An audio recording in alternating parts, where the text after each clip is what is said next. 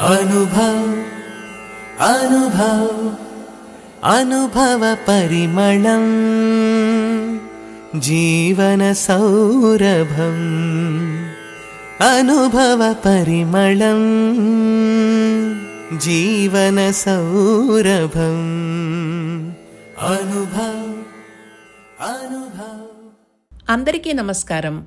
మీరు వింటున్నారు అనుభవ్ 2.0 వయోధికుల తెలుగు పాడ్కాస్ట్ సిరీస్ జీవన సౌరభం. భారత ప్రభుత్వ Ministry of Social Justice and Empowerment ఆధ్వర్యంలో National Institute of Social Defence ఇంకా మీడియా ఫర్ కమ్యూనిటీ ఫౌండేషన్ ద్వారా హెరిటేజ్ ఫౌండేషన్ హైదరాబాద్ సహసమర్పణలో అనుభవ్ 2.0 తెలుగు పాడ్కాస్ట్ సిరీస్ జీవన సౌరభం ఈ ప్రాజెక్టు రూపశిల్పి డాక్టర్ ఆర్ శ్రీధర్, సహకారం ఆశీష్ తివారీ, పూజా బురాడా, సాయి సుధా, కౌసల్య. మీరు వింటున్నారు అనుభవ్ 2.0 వయోధికుల పాడ్కాస్ట్ సిరీస్ జీవన సౌరభం. మీకు వినిపిస్తున్నది వేమూరి సాధన. ఈ కార్యక్రమ నిర్వహణ శ్రీమతి శైలజా సుమన్, సహకారం శ్రీ తిరుపతి. హెరిటేజ్ ఫౌండేషన్ హైదరాబాద్ సమర్పణలో అనుభవ్ వయోధికుల అనుభవాల జీవన సౌరభంలో మిమ్మల్ని ఇప్పుడు పలకరిస్తున్న వారు సైన్స్ రచయిత, కాలమిస్ట్, ఆకాశవాణి విశ్రాంత station director doctor KB Gopalam. మనిషి అన్న తరువాత ఏవో వ్యాపకాలు ఉండి తీరాలి. ఆసక్తి గల విషయాలేమిటి అని అడిగితే అమాయకంగా పుస్తకాలు, సంగీతం, మిఠాయిలు, అమ్మాయిలు అని చెప్పాను. ఈ విషయం నా వ్యాసాల్లో కూడా రాశాను. అది నిజంగా అమాయకత్వం. అమ్మాయిలను చూడడం ఒక హాబీగా ఉండడం గొప్ప విషయమే. కన్యల పట్ల దర్శన దోషము లేదు కదా అని శ్రీహర్షుడు నాగానందంలో అంటాడు. కాబట్టి చూడవచ్చు.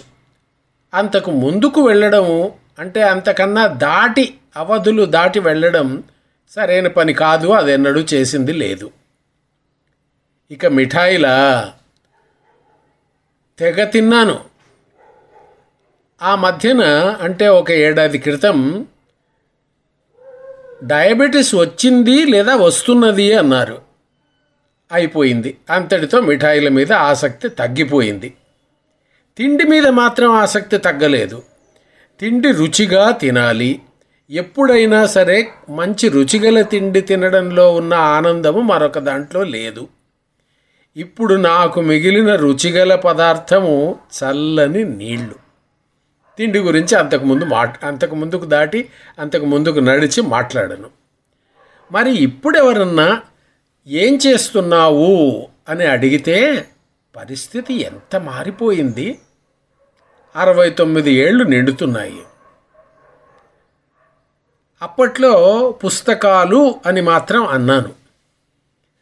ఆ పుస్తకాలు అన్న లిస్టుకు నేను కూడా ఇంచుమించు 100 పుస్తకాలను జత చేశాను. అంటే రాశాను. పుస్తకాలు చదవడం చాలా గొప్ప విషయం. ఇప్పటికీ పుస్తకాలు కొంటున్నాను, చదువుతున్నాను. అదే పనిగా చదువుతున్నాను. అయితే రాయడం అంతకన్నా ఆనందకరమైన విషయం.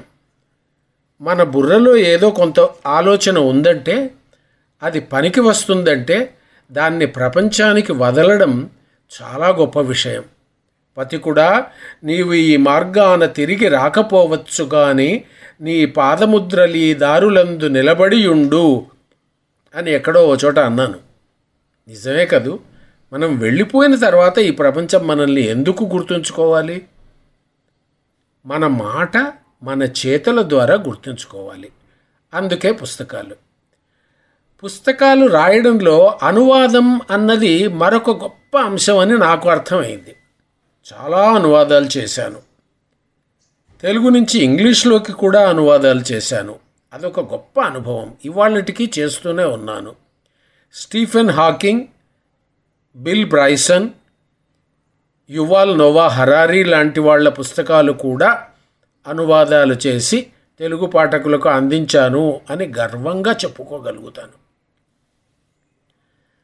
ఇక ఇవాళటి లిస్టు చూస్తే, ఇప్పుడు లిస్ట్ చెప్పవలసి వస్తే, పుస్తకాలు అనకుండా సైన్స్, ఇతర సాహిత్యం, సంగీతం అని చెప్పే పరిస్థితి వచ్చింది. సైన్స్ రాయడం నాకు ఒక గుర్తింపు అయింది. చాలామంది సైన్స్ గోపాలం అనడం మొదలుపెట్టారు. చిత్రంగా నాకు ఉద్యోగం కూడా సైన్స్కు సంబంధించిన ఉద్యోగమే దొరికింది. రేడియోలో సైన్స్ ఆఫీసర్ అనే ఉద్యోగం చేసి ప్రజలకు సైన్స్ గురించి వినడం, దాన్ని అర్థం చేసుకోవడం అన్న అలవాట్లను చాలా చాలా అనుభవిస్తూ, చాలా ప్రయత్నించి, చాలా బాగా చేశాను అని నేను అనుకుంటాను. చాలామంది అన్నారు కూడా. సైన్స్ అన్నది మన జీవితం అని చెప్పాలని నా తపన. సైన్స్ అంటే పిల్లలు చదువుకునేది కాదు అని. కనుకనే పిల్లల స్థాయి నుంచి పెద్దవాళ్ళ దాకా రకరకాల పుస్తకాలు రాస్తూనే ఉన్నాను. సైన్స్ ఒక్కటి మాత్రమే రాసి వదిలిపెట్టలేదు. కవిత రాశాను, కథ రాశాను. అయితే అవన్నీ అంతంత మాత్రమే. అందులో పెద్దగా కృషి చేసింది లేదు. సైన్స్ రాయడంలో మాత్రం నిజంగా కష్టపడ్డాను. ఆ కష్టం ఇష్టంగా జరిగింది. దానివల్ల చాలామందికి సంతోషం అందింది. ఇక ముందు కూడా అందుతుందని నా గట్టి భావన.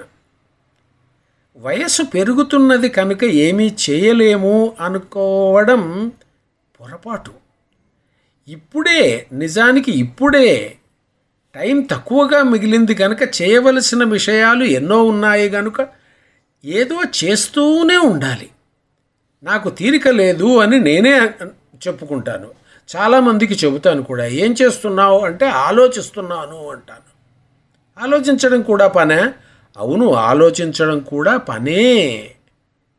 ఆలోచించకపోతే ఇతరుల మీద వ్యాఖ్యానం చేయవలసి వచ్చినా, రాయవలసి వచ్చినా, ఒక ఆలోచనను విస్తరించవలసి వచ్చినా మార్గం దొరకదు. కనుక ఆలోచన కూడా గొప్ప విషయమే. ఓడిపోవడం గొప్ప విషయం కాదు. చివరికి సంగీతం. నాన్న నేను రేడియోలో సినిమా పాటలు వింటూ ఉంటే సంగీతం వినవచ్చు కదా నాయనా అన్నారు ఒక మాట, అంతే. అందులో రుచి దొరికింది. ఇవాళ ఎట్లాగైందంటే రోజు అన్నం నీళ్లు అవసరంగా తీసుకుంటున్నట్టే సంగీతం సాహిత్యాలు కూడా అవసరాలుగా మిగిలిపోయినాయి. నేను పెద్దవాడిని అయ్యానన్న బెంగ నాకు లేదు.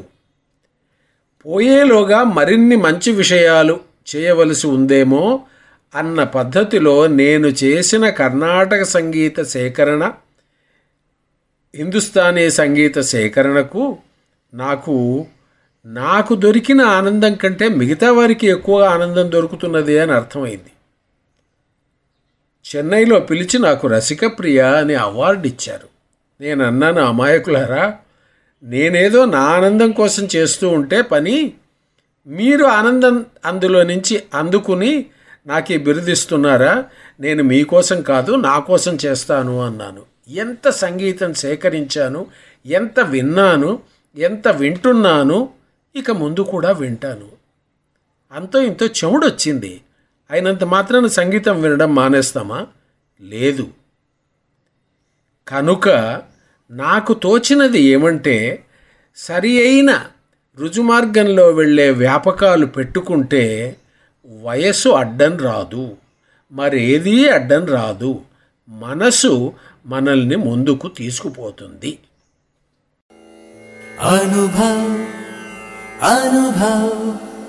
అనుభవ పరిమళం జీవన సౌరభం.